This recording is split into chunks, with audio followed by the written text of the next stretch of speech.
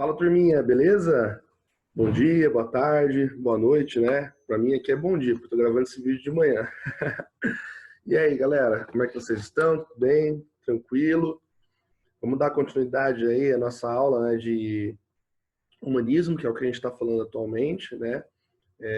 Nas aulas passadas, eu introduzi o contexto histórico para vocês, falei como é que as coisas estavam acontecendo lá na Europa, né, no caso em Portugal. Falamos de Gil Vicente, né, que é um grande nome que nós vamos ter aí nessa escola literária.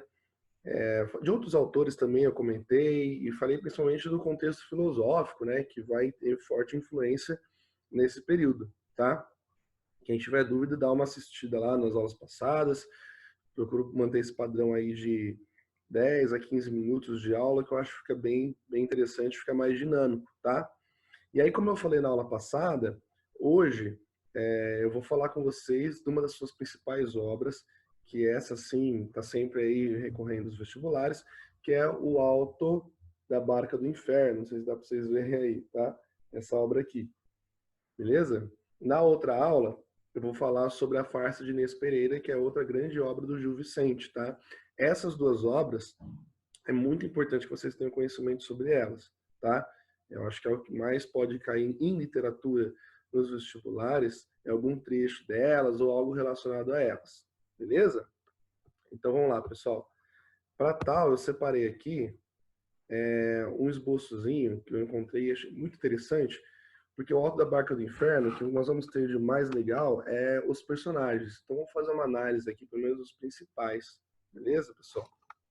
Eu espero que vocês tenham lido, né? Eu mandei o link lá no WhatsApp do nosso grupo de literatura, tá? Para quem não tá sabendo aí.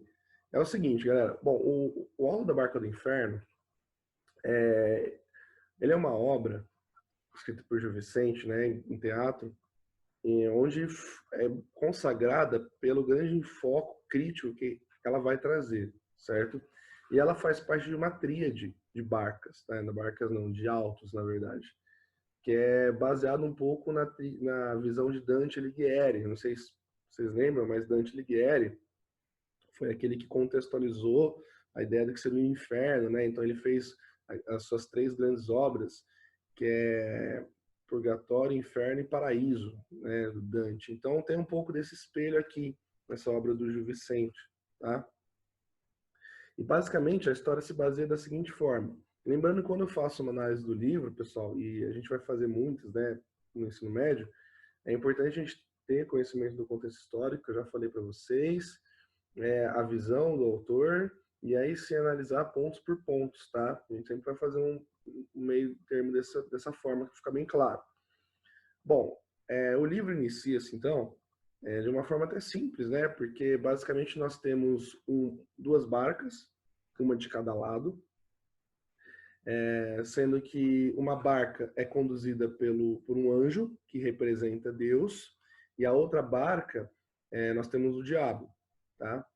E aí, logo de cara, a gente já tem o diabo como um personagem, e vocês sabem que nesse período a gente tinha uma certa conturbação ali perante a igreja e tudo mais, da questão do antropocentrismo, aristocentrismo. Então é bem interessante essa visão do diabo, e ele é um personagem articuloso, é um personagem que tem aquela malícia, malandragem, tem uma maldade em si, né? Então tem tudo, é um personagem ali interessante, vamos dizer assim, dessa forma como o Gil Vicente coloca a visão do diabo.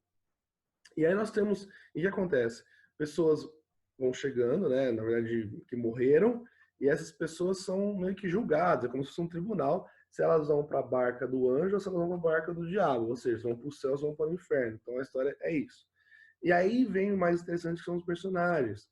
Então, por exemplo, aqui, ó, nessa tabelinha que eu pus para vocês, a gente tem alguns deles, e eu vou falar, por exemplo, o Fidalgo, que é um personagem quando chega, aqui ele fez uma análise bem interessante, né, dos símbolos cênicos, do percurso, do argumento de defesa que ele usa, né, para não ir para o inferno, acusação, caracterização dele, né? Então o Fidalgo, ele é um personagem assim que ele chega com total arrogância, ele é super vaidoso, porque ele é um nobre.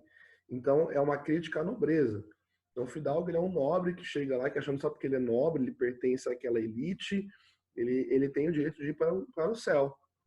Né? Então, é, aqui o argumento de defesa, né? Quem reze por mim, riqueza e deixou alguém na terra que chora. Né? Então, as pessoas idolatravam ele, porque ele era um nobre, então ele tem o direito de ir para o céu. E ele, na verdade, era um tirano, vaidade e tudo mais. Outro personagem que eu acho muito interessante aqui é o Parvo. O Parvo, pessoal, ele é simples, ele é inocente, ele é, assim, vamos dizer, o sinônimo de humildade, porque ele não tem conhecimento das coisas, tá?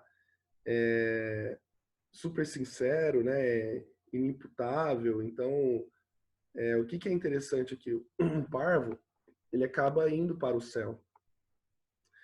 E ele, só que quando ele chega, ele morre, né? E ele morre de uma forma bem cômica, porque ele morre cagado, ele morre fazendo, né, o número 2, é que vocês me entendem. E ele chega e ele não entende aquilo, porque ele é tão simples, ele é tão desconhecedor do mundo, né? E logo o diabo fala que ele tem que ir para o inferno e tudo mais. Não, o anjo diz que não, porque ele é tão simples, tão humilde, né? Uma simplicidade tão absurda assim que ele não tem nem conhecimento das coisas, não sabe nem o que é certo, o que é errado. E ele até xinga, ele até tem uma discussão porque ele sabe que tem falta de conhecimento. E aí assim ele acaba indo para o céu. Então fica aquela visão de que, olha só, uma humildade, simplicidade é um caminho, né? Outro personagem que eu acho muito interessante aqui, que esse é bem marcante, é o frade. Que o frade, ele representa a igreja. E o frade, quando ele chega, né, empunhando uma cruz, uma espada, e ele, obviamente, chega com aquela visão de que não, eu sou um frade, eu sempre ia a palavra de Deus, eu tenho o direito de ir para o céu. E é muito pelo contrário, né? Ele é totalmente convertido, né? Porque ele sempre teve uma vida de prazer, teve mulheres, que é uma coisa que não pode, e roubou, enganou as pessoas para ter riqueza. Ele, né, que ele chega com um baúzinho de ouro também, daquelas moedas da igreja, e acaba tendo o destino do inferno também. Então vem essa crítica aí à hipocrisia, né? E algo que nós temos até hoje. Quantas pessoas nós não sabemos que vão aí à igreja e quando saem de lá são totalmente o oposto, não pregam nada daquilo, né? Aí fica, é muito simples você falar, só que no seu dia você não fazer nada daquilo que você fala. Você vai lá e segue a palavra de Deus, e aí na hora que você sai de uma igreja, você seja um hipócrita, né? Não dá, não funciona assim. Então essa é uma crítica que ele faz. O sapateiro, que vai representar o comércio, né, e a ganância. É, ele diz que ele sempre foi devoto, mas ele rouba seus clientes. Então, assim, os personagens, eu acho que é o que mais tem interessante, e a peça ele vai conduzindo dessa forma, né? No final, nós temos os três cavaleiros, que também vão para o céu. Esses três cavaleiros, eles chegam como se fosse representação das cruzadas, carregando uma cruz, né, alegando serem defensores de Deus, e esses têm o destino do céu também, porque não haviam cometido pecados. Então a obra ela vai nessa linha de crítica, né, de que até então, como eu já falei para vocês, é um período que começa a se criticar muito a igreja, que até então era inquestionável, não se questionava o clero. E e essa obra de Gil Vicente vai nessa linhagem, tá? Os seus personagens representando vários pontos do povo, né? Entre simplicidades, comerciantes, nobres, o próprio clero, e quem realmente é merecedor de ir para o céu ou de ir para o inferno, né? Então, olha suas atitudes. Então, veja o peso dessa obra para a época, pessoal, como crítica. Nossa, isso aqui foi um impacto muito grande. Então, por isso que é uma das obras clássicas que nós temos, tá? Na atualidade. Beleza? Quem não leu, eu recomendo que leia. É tranquilo, é em forma de teatro. Então, meu, um livrinho desse que você lê em meia horinha, sabe? Bem de boa. Eu acho que esses são os mais interessantes. Acho que vocês vão entender bem o contexto da obra, tá? Qualquer dúvida, vocês mandem no grupo de literatura, vocês podem falar para mim. Eu vou encerrar por aqui, né? Falando da obra. Aula Barca do Inferno. Na próxima aula, eu vou voltar com A Farsa de Inês Pereira, que é outra grande obra do Gil Vicente, nós vamos analisá-la, falar sobre ela. Aqui nós temos outros personagens também que eu não falei, mas eu citei os principais, tá? Que eu acho que são importantes para vocês conhecerem.